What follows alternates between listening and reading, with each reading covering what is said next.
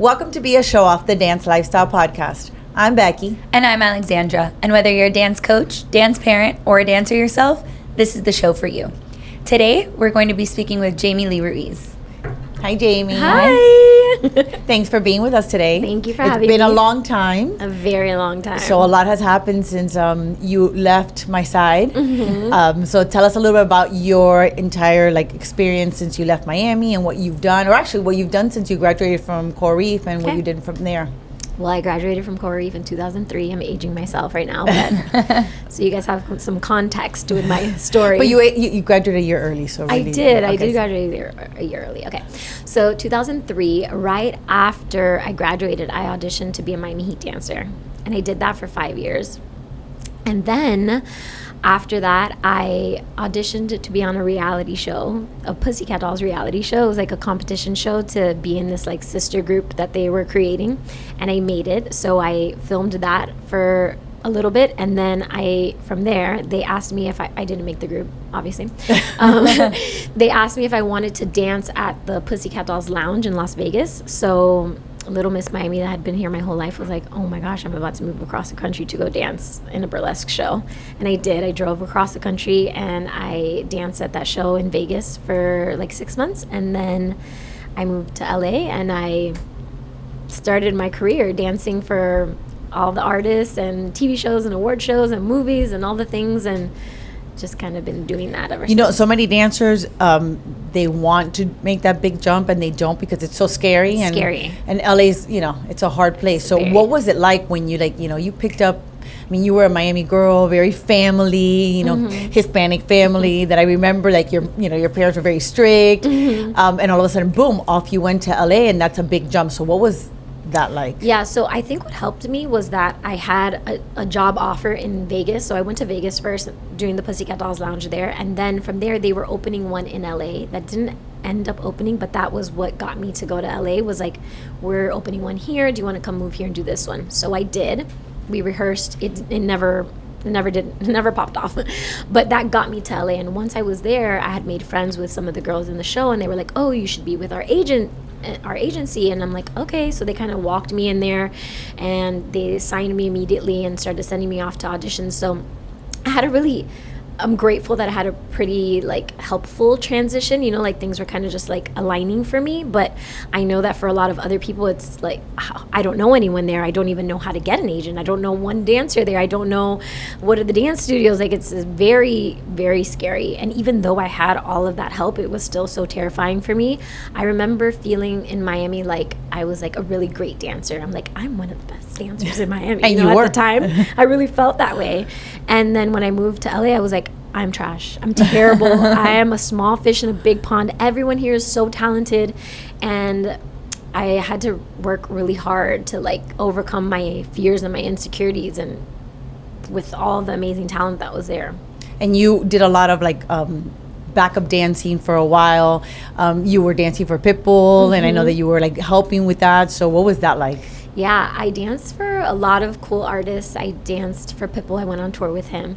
I danced for Tyga. I danced for Becky G for a long time. I went on tour with her.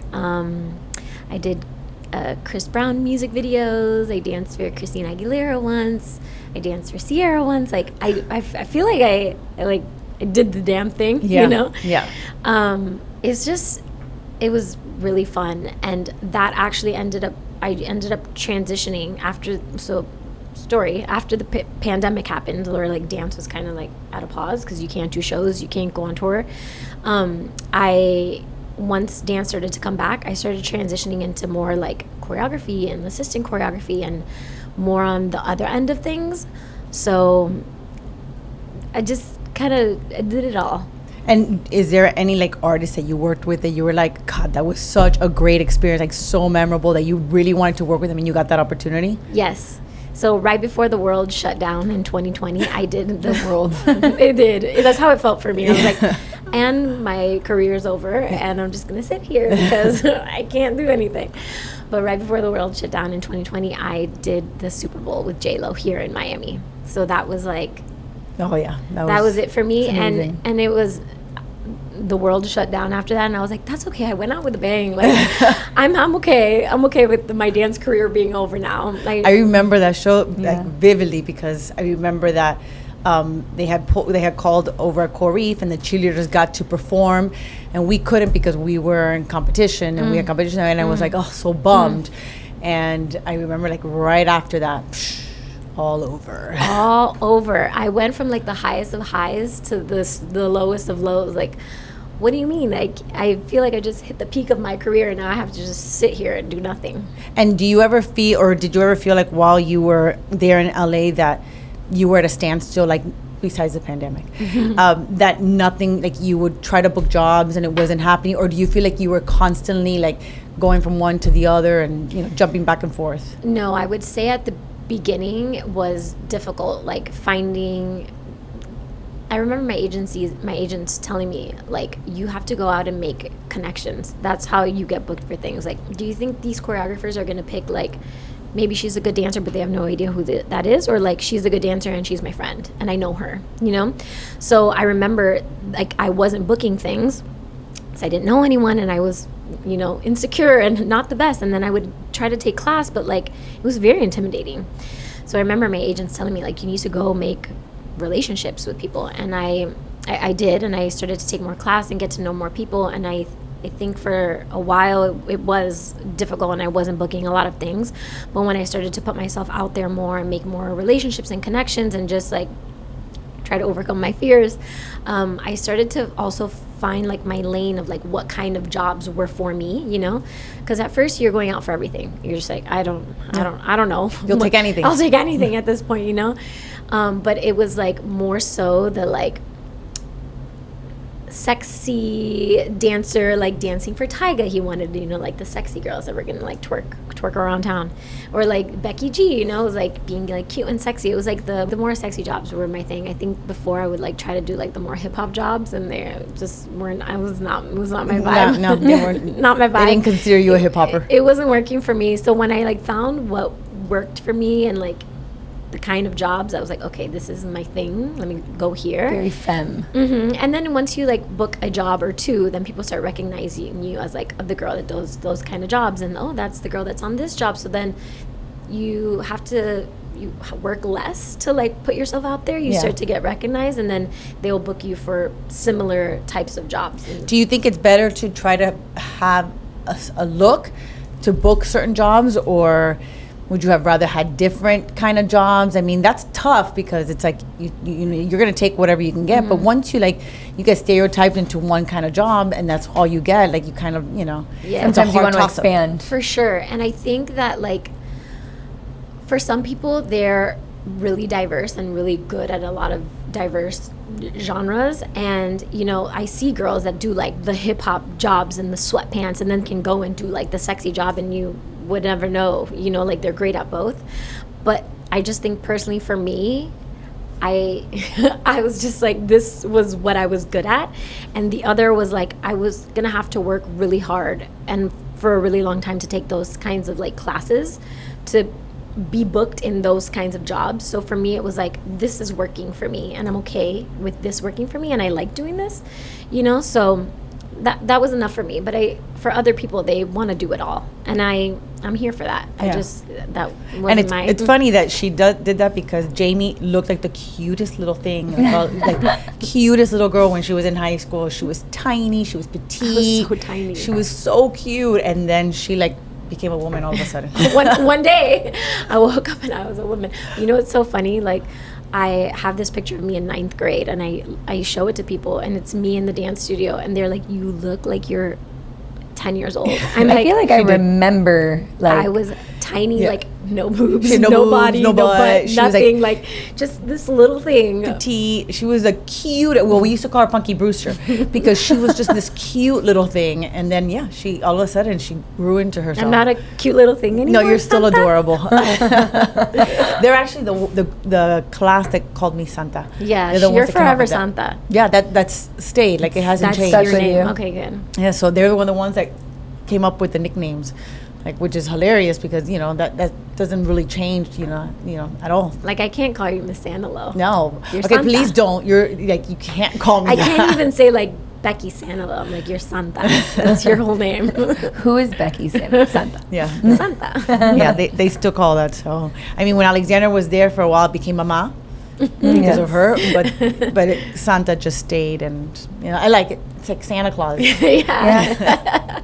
Now it's rolling into me. My kids are starting to call me, like when it's like Christmas season, they're like, "Oh my God, you're Santa," and I'm like, "Yes, I am. Yes, I am." That's an old joke. I come bearing gifts.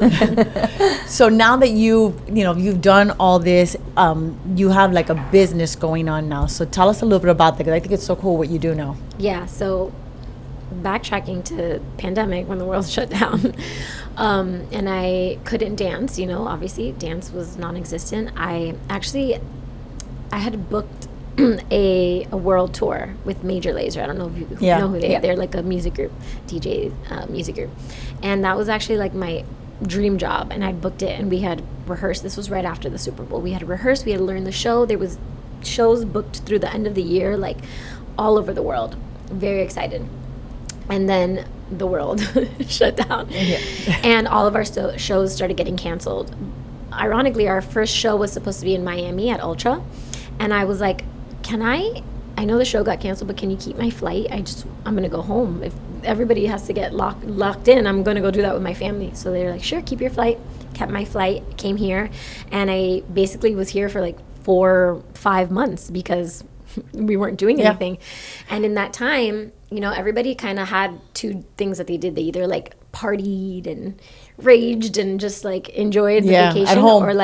or like they like sat with themselves and like did some digging deep. And that was me. I had already been on like a spiritual journey for like the past couple years. After my dad had passed away in 2012, that had sent me on like a spiritual healing journey. So I'd been doing that already, but this like sitting with myself and having no distractions and nothing to do was like all like these like uncomfortable things came to the surface flooding, and I was like, oh, I guess I have to sit with this. Got it. So I did that for like a good 2 months during the pandemic. And then I had this realization, like, okay, I'm really into mindset and manifestation. I'm like, I am ready to manifest a new life for myself. If dance is not the life for me anymore, clearly, at least not right now, like what do I want my life to be? So I knew that I had been doing this work on myself for so long, like the healing journey. And I had been changing my own mindset and manifesting things. I was like, I want to help people do this. So I'm going to help people do this. And I remember just like, it didn't start off as a business. It started off like, I'm going to make a flyer, an Instagram flyer, and be like, if you would like one-on-one coaching on any of these topics, like DM me. And it turned into a whole coaching business, and it just took off. And I ended up creating like courses and doing one-on-one coaching and doing group coaching. And now it's really cool because a lot of my clients are dancers or choreographers or people in the dance industry. And it's really cool because I wish that I would have had this work when I was like, moved to LA and felt really scared and insecure and sometimes didn't go to auditions because I was too nervous. Like I wish I would have had this like mindset and manifestation work, but I'm able now to like bring it to the dance community. Kat Rendick, obviously, she has her like formula program, and she'll bring me in sometimes to like talk to her girls and do like mindset and meditation and all that stuff. So I've tied it all together. Which is great because, I mean, I think the pandemic kind of did that for everybody, put us all like in this like questioning everything around ourselves.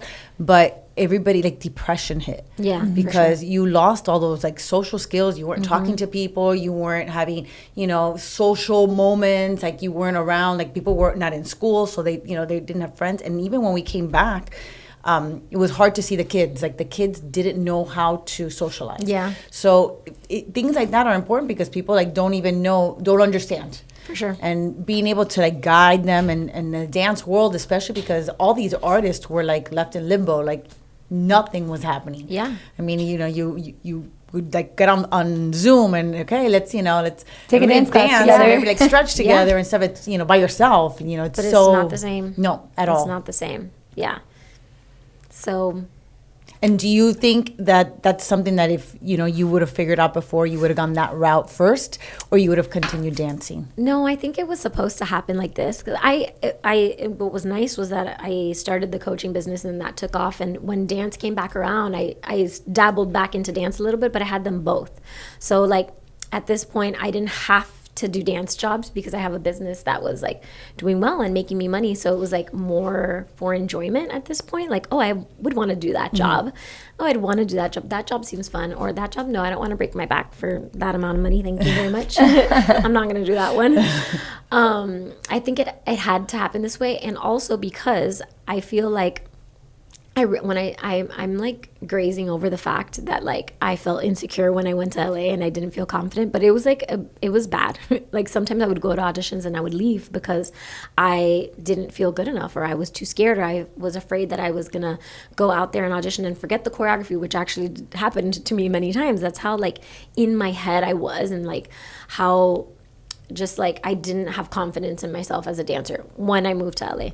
So I think that it had to happen this way because now I'm coming across a lot of dancers that also feel that way, and I'm able to like relate to them and like share my experience of what that was like for me, but also give them tools that I've learned since then that can help them that I didn't have at the time. You know what I mean? Yeah. Shifting your mindset, learning to believe in yourself, learning to love yourself, just like all these things are so helpful in building yourself up, not just as a dancer, but like internally, that I think it had to happen this way so that I can bring this to the dance community. I mean, in dance, you are constantly being rejected. Oh. And it's you there's more rejection than there is acceptance. Yeah. So, dancers, we have very thick skin. But that takes a long time to develop. And I think that, at a very young age, you either develop it or it breaks you and you're done and you don't go back to dance and you just give up on it. And so having that guidance of it's okay. You didn't get that, but it's all right. You'll get something that wasn't meant for you. There's a reason you didn't get that. And those things are so important. Yeah. And you don't understand that when you're young. No. You get it when you get older. When you're older, you look back and you're like, it took me to this path, to this path, to this path, which is where I belonged. Absolutely. And I say it all the time. Your belief system is important. So like what you believe is what will be true for you. And I have programmed in myself to believe that everything is always happening for me, not to me.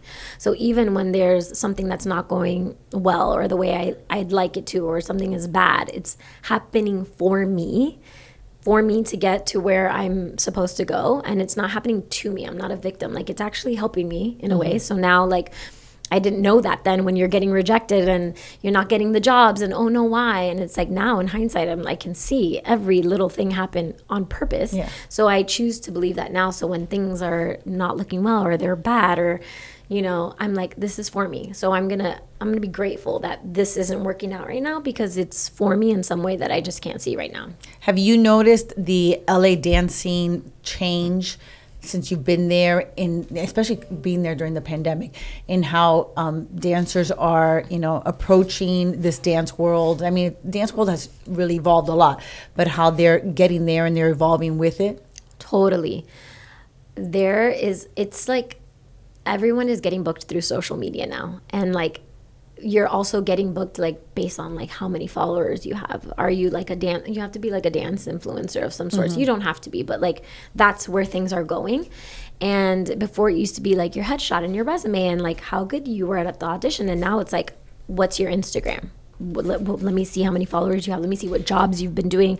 Let me see what you dance like. And I know this because I've been on the other side of the table now.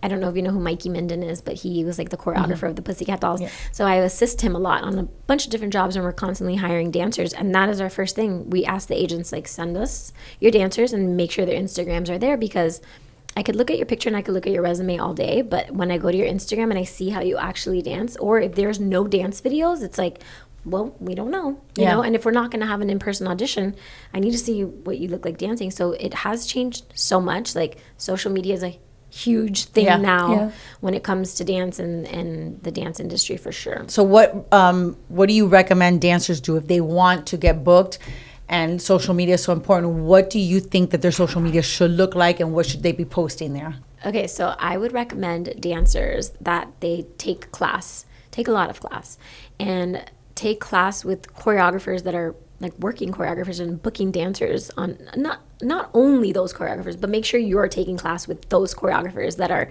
booking dancers on jobs, and the choreographers that are booking dancers on the kind of jobs that you see for yourself or that you want to be on, you know. And then I would just like being on tape, like being recorded and being on tape is a thing. So like if that's not where you're at yet, get to a point where you take enough class where you're getting called out and being put on tape so that you can post those. Mm-hmm.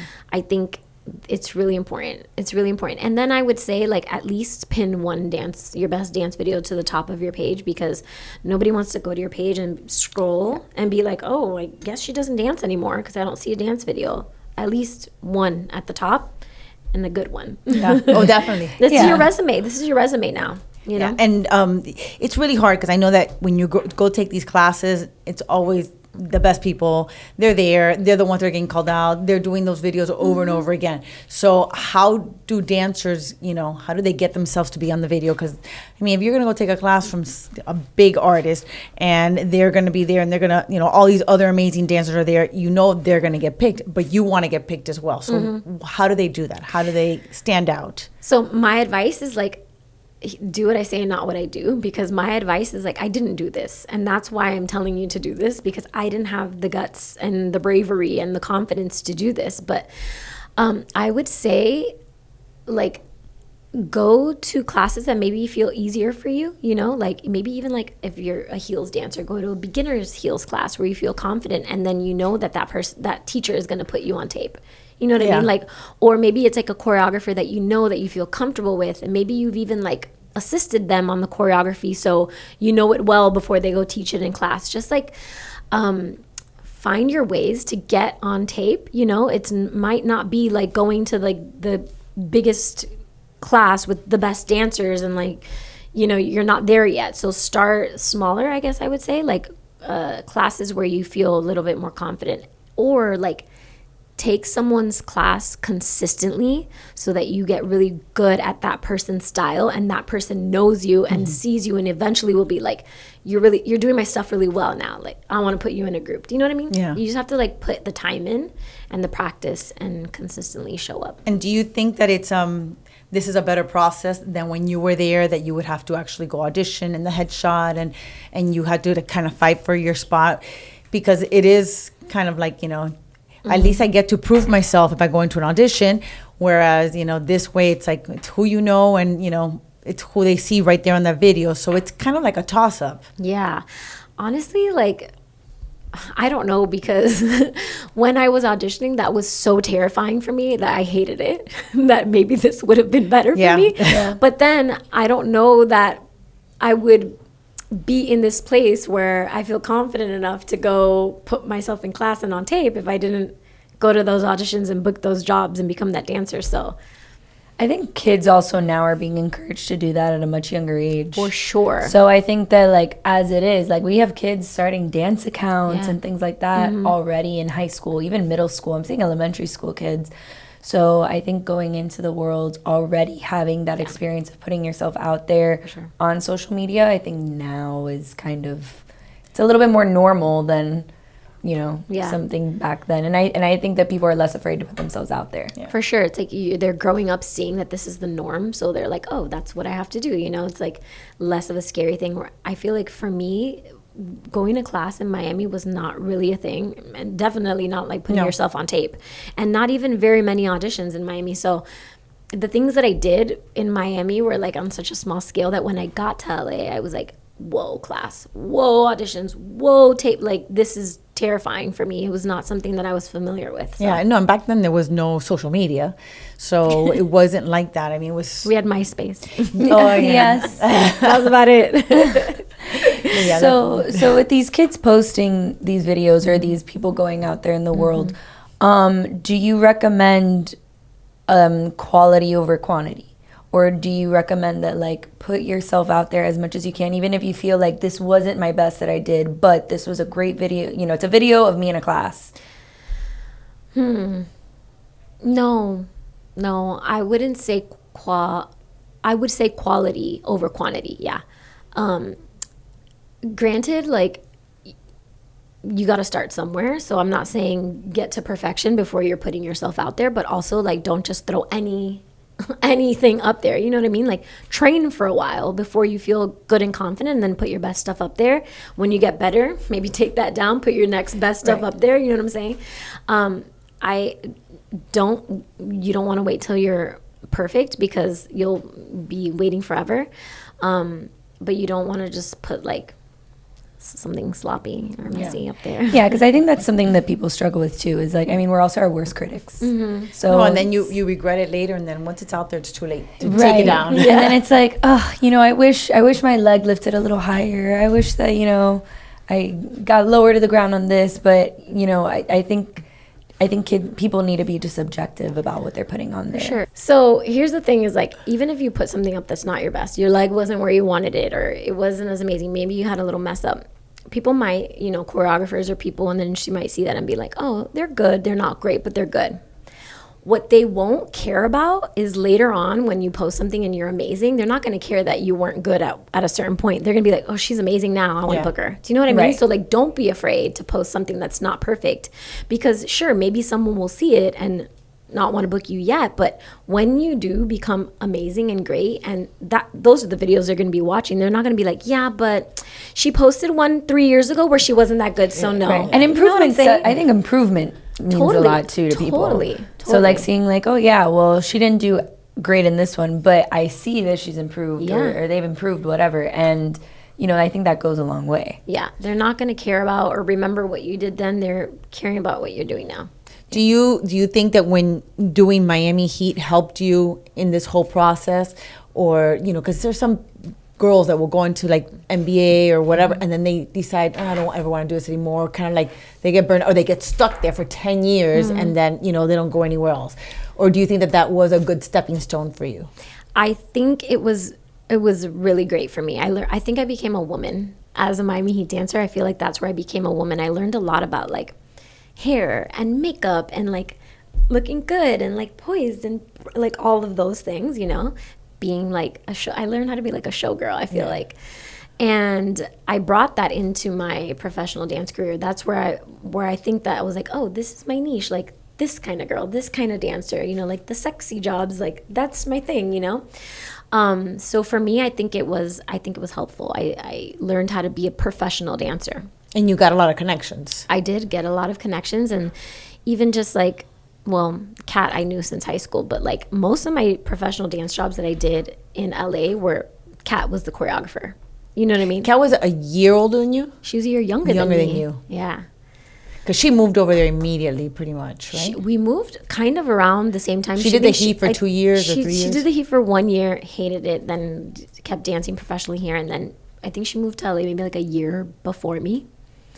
And then, but she danced for a while. Then she became a choreographer and booked me on like all of her jobs. Well, that's, again, who you know. That's what I'm saying, the connections. Yeah, that's so important. I remember going to the Heat game and seeing you dancing with the DJ. Like, all of a sudden I would look and there's Jamie with the DJ. I actually have a vivid memory of that.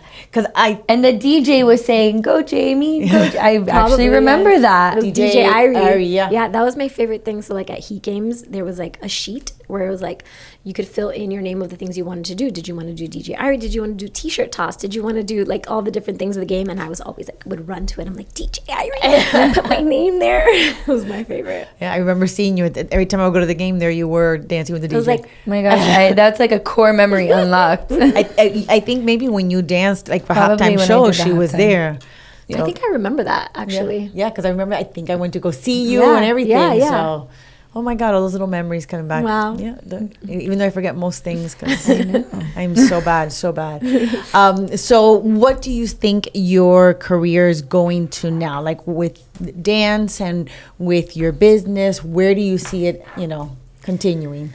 So I don't dance professionally anymore. I haven't for like the last 2 years, but I have been doing a lot of like assisting and a lot of like movement performance coaching for artists. Like we do Paris Hilton, we do Erica Jane, she's one of the housewives of Beverly Hills. So I love that, like the helping up and coming artists or established artists like on their performance and their movement, like movement coaching. I really love doing that. I actually started teaching a dance class in LA. It's called Sacral Sunday. And I've seen it. Yeah. It's for the non-professional dancer. It's for like the regular girl, everyday. Who like has not been taught how to dance or has not been taught how to like be in her body or feel sensual or sexy. You know, it's like women want to feel that and they want to be able to move their bodies and feel good. And I incorporate some of like mindset stuff, and we meditate before we dance, and we tell ourselves affirmations about how we want to feel. And it's really just like so rewarding to see these like everyday women just like who maybe have never danced before, or is like, I used to dance when I was younger, but like I don't do it anymore and I'm so scared. I'm like, this is a safe space for you. No, like we're not filming, no cameras, just come and like feel really good. So, and I incorporated like the spirituality and the mindset stuff into that. So I think I want to do like a lot more of that stuff, and just bringing mindset and manifestation and spirituality like into the dance community, or bridge them in as many ways as I can. The cool thing is that you could travel and still continue doing your work, which is so cool because, I mean, there's nothing like traveling. Like, to me, there's nothing in the world like being able to see different places and be different places and enjoy it, so that you get to, you know, go off and do a retreat somewhere and then be in your laptop and do a retreat with a person there. I think is the coolest thing. Totally. That's one of the great things. One of the few great things of the pandemic was that we learned how to do things like that, which we never would have. Everything became remote. Yes. Like you could, even a lot of professional dancers moved away from LA. They went to like Vegas or Arizona or other places, and they were like, I can fly to LA when I need to do a job. Like, I don't have to be here. And I don't think that people had that mindset before. Everyone really felt stuck to like their cities, and I feel like people are realizing that you can do a lot from anywhere. I think that that's a great thing, and I think that it's something that we were stuck before and we just didn't know how to get out of it, and we didn't know there was a better way of doing things, or a different way. So like Zoom, like, you know, a perfect example. Like, I would have never done a Zoom. I would have been, what the heck is that? And now it's like the normal. It's like every day. It's like, okay, Zoom meeting. Okay, let's do it. Like, you don't even need to like sit with somebody in person. You don't need to wait. Hey, I need you to hop in a call. Here's Zoom. Really quickly. I mean, I'm so much better for a lot of things. If I need to have a parent conference, I don't need the parent to come over here. Let's go quickly. Please don't come over here. Please don't. Please stay. So I think that it's so cool that you were able to grasp it and figure out, okay, this is what is going to work for me, and this is my next. Because really, I mean, dance is limited. Like, you're not going to dance forever. No. It's, you know, your body can't handle it. These knees. But I do think that opportunity has expanded in dance. Whether you want to continue being a dancer or you want to become a choreographer, whatever it is, like, there's so much more opportunity now than there was before. And now the dance world is getting so much more recognition, which is opening up more opportunities for everybody across the board. Yeah, with So You Think You Dance and Dancing with the Stars and, you know, things like that, that they really opened people's eyes to the dance world. I mean, it just made it more, you know, popular and more, you know, something that people wanted to be a part of. So cool. Yeah, even like doing the movement coaching, for example, like for Paris Hilton. I didn't even know that what I do for her was like a job in the dance industry, but I am like her stand-in. I learn her show, I teach it to her, and I help her with the movement. I give her like performance. I didn't know that was a job, and now I'm like, this is the coolest job ever. Yeah. Like, this is so fun. I want to do this with more people. You created a job. Yeah. Because it's not something that people even know about, but you didn't have to go to school for it. You didn't have to pay any money for it. It's a perfect example of opportunities being created. Like, who knows how many other opportunities or things you can do with dance if you just like, you know, like expand your mind a little bit about what's possible. And the cool thing is that you did so many different things that you're so well, you know, knowledge, and you've got this broad like concept of what dance is about. And you know, you did in high school, you went to studio, you did a dance team, you did a little competition, you did gymnastics. You know, you just remembered? Yeah, it just came back to me. Wow. You're a good little gymnast too. But you and then you went, you know, the Heat, and then you went to LA and you did all these different things. And so it's easy for you to like now get all of that and make something of it. Like, you know, it's so cool. And I think that sometimes people just close the doors to everything and they don't see how much is really out there for them, and they're like, yeah, I can only do this, and this is all I know, and this is all I could do. And no, absolutely not. Like, I would have never guessed that this is where you would have ended up, but it doesn't surprise me.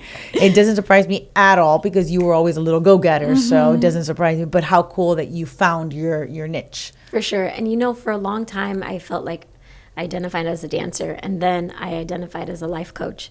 And then I was like, am I a dancer? Am I a life coach? And I had this like identity crisis, and people would tell me all the time, they're like, you're both. And they were like, you just have to figure out how to merge them together. And I just was always like, I don't know how to merge them together. Like, what do I do? And I just, went about my life. I did dance things that I loved, choreography, movement coaching. I did life coaching, all the things. And then it was when like Kat would bring me into her thing and be like, can you help my dancers with mindset stuff? I'm like, okay, we're marrying the two worlds here. And then it was like, oh, I'm helping this artist with movement, but like she's feeling down on herself, and I have to come in and kind of life coach her through like, you've got this, and all the like mindset shifts that she can make. And I'm like, okay, I'm bridging the gap here. Yeah. And then it was like, I don't think that like the regular average woman gets enough like love. Like, what beginners classes do you know out there? When in professional dance world, when they say beginners class, it's hard. I've gone to them. I'm like, this is not beginners. This is hard.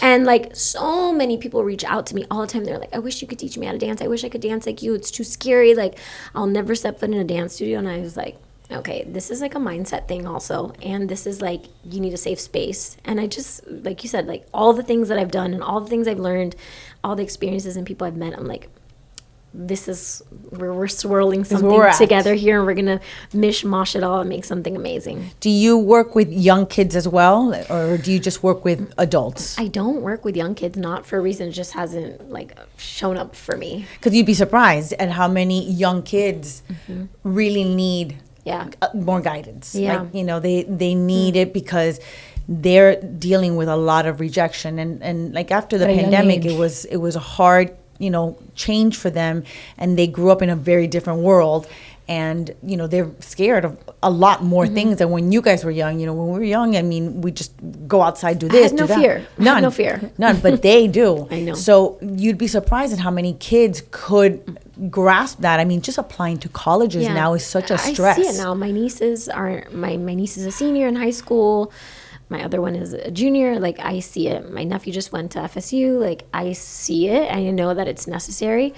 Maybe I need to wiggle my way into the children. There we go. We're going to move you to Miami, and then we're going to get you a job doing that with all our kids. There we go. And building confidence at such a young age is so helpful. It helps with the authenticity of it when they do finally go out in the world and have to audition. And, they don't have to fake the confidence. They just have it from the get-go. Yeah. I do wish that, like, somebody would have had these conversations with me when I was younger. And I didn't have to learn it on my own years later. Because I think a lot when you were younger wasn't talked about. Yeah. And, it was a different kind of world, and, we didn't really talk about certain things, and it was very like, everything's fine. You're fine. No crying. You're good. No, you're good. Brush it off. Yeah. Keep going. Let's go. We don't have time for that. That's still how she treats me. Well, yeah, I'm like that too. So. But, tough love. She still tells me, she's like, you're fine. Yeah. Oh, you broke your arm? It's okay. It's good. But I think now people, have learned how to talk through it. And, there is something wrong. Let's figure it out so that we can move on and we don't have this, in the back of our head forever. Yeah. So, it might be a space that you could, continue. Yeah. Add it to your list of things to move to Miami, and we'll set it up for you. Okay. So, just to kind of backtrack a little bit, you were part of the beginning of Coudettes and Coral Reef and all of that. So what was that like? My freshman year was the first year that Coral Reef even had four grades. So I was in the beginning. But we weren't allowed to audition for Coudettes when I was a freshman. Yeah. Not until I was there was no JV back there. Yeah, because there was no JV. Yeah. So I auditioned as a sophomore, and you're right, I did tumble, and I remember the cheerleaders coming up to me and being like, you tumble, please audition for cheer. And I was like, no, I'm going to be a Coudette. I'm going to be a Coudette. They were like, well, you don't have to wait till sophomore year to be a cheerleader. And I was like, I'm waiting. Sounds like I'm going to wait. I'm waiting. I'm going to be a Coudette. So I auditioned my sophomore year, and again, I was like little. And I just remember like the seniors being just like so like big and womanly, and I'm like, oh no, this is so scary. But I feel like I feel like I owe you some credit. Like I feel like you taught me a lot of what I know when it comes to dance, because I danced since I was 3 years old in a dance studio only till I was 10. And then I quit dance and went to gymnastics. So there was like a lot of years that I didn't dance, and dance kind of left me. And it wasn't until Corey where I was like, oh, like, I don't know this terminology. Like, I don't know anything about dance, really. So I learned a lot with you. And on dance team also, yeah, it was like one of the best experiences of my life. Like, all of my favorite memories are like going to Orlando on the bus and all the competitions and the friends that you made. That you know, the fact that you're still close friends with Candace and Kat is so cool. They're like my best friends in LA, and I met them at Corey. Are you still friends with anybody else? No, like I'll still talk to like Ricky sometimes. When on tour one time I went to Chicago, we met up, like things like that. I got to get Ricky on the show. I got to get him over here because I've talked to him about it, you know, being here. You have definitely requested him too. Yeah, he's one of a kind, and love him. His baby's so cute. It looks like a little him. I know. And you know what?